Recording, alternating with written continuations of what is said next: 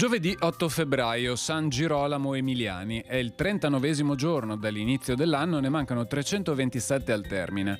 Il sole sorge alle 7:23 e tramonta alle 17:27.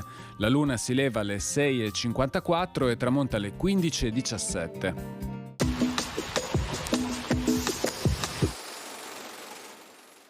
Muore a Bologna Giuseppe Torelli, musicista veronese, primo autore di concerti per violino solista di cui lasciò notevoli esempi.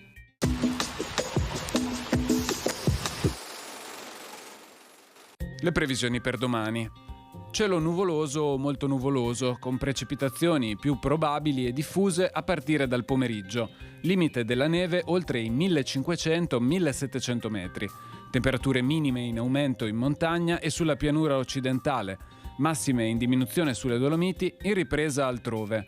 In quota venti tesi forti da sud-ovest.